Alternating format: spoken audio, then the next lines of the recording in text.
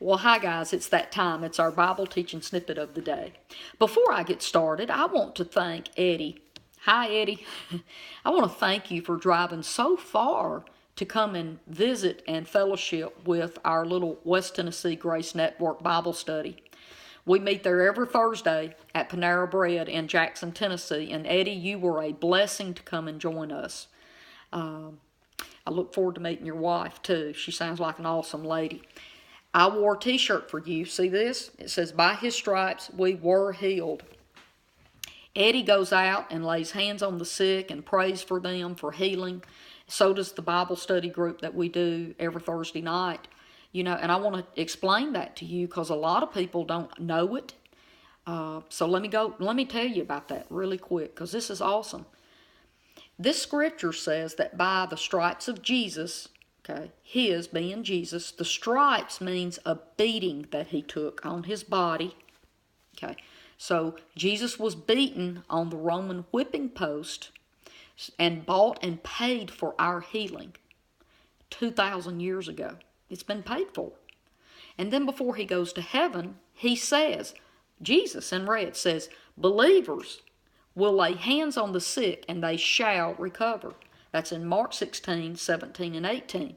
So that word shall is not maybe. It is a promise.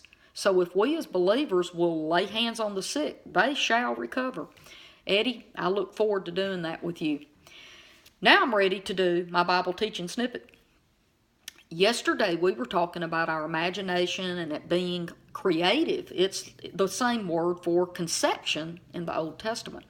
What I want to do today is I want to go back to Mark chapter 6, verse 41, and where Jesus had the 5,000 and he fed them through a miracle.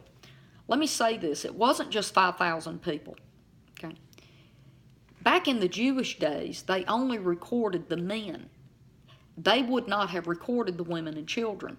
There could have been as many as 15 to 20,000 people out there on the side of the lake of Galilee that Jesus fed.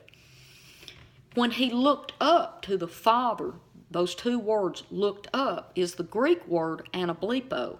And that's the word that means to see, to look twice, to see, to envision, to imagine.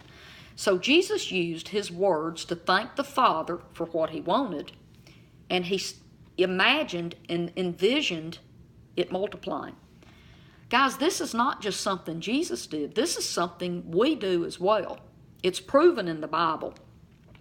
What we imagine and we put our words to will happen. Our words, we speak those, we imagine what we want, envision it, speak the words, and our life will follow that. I want to move over to Ephesians chapter 3, verse 20. I used that verse yesterday too. Watch this. It says, "Glory be to God, who is able to do abundantly, exceedingly, much, much more than anything we can ask or imagine through his power working through us." I've got to give this verse some attention and break it down for you. When I go to a restaurant and I'll order a slice of pie off the dessert menu, and my server says, "I'm going to give you abundantly, exceedingly more than you have asked me to give to you tonight." See, I'm not expecting a little piece of pie no more. I'm expecting her to bring me a big, probably the whole pie, maybe 2 or 3 of them. That's exceedingly and abundantly. Let's move on. More than anything. One day I'm going to teach you 5 words that Jesus used that believers refuse to believe. Anything is one of them. He said if you ask anything, that he would give it to you. Ask anything of my Father in my name. Oh my goodness, it just goes on and on, but we don't believe the anything. Believing anything from the Father will happen.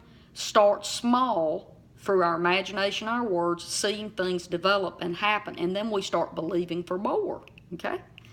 The next thing I want to talk about, anything that we can ask or imagine. Watch that. We've connected the asking, the speaking out loud, and the imagining and seeing it through his power working in us. Watch this. When we can imagine it and speak it, it will work in us because God's power can be released through our imagination and our words, so His power can be released and make it happen.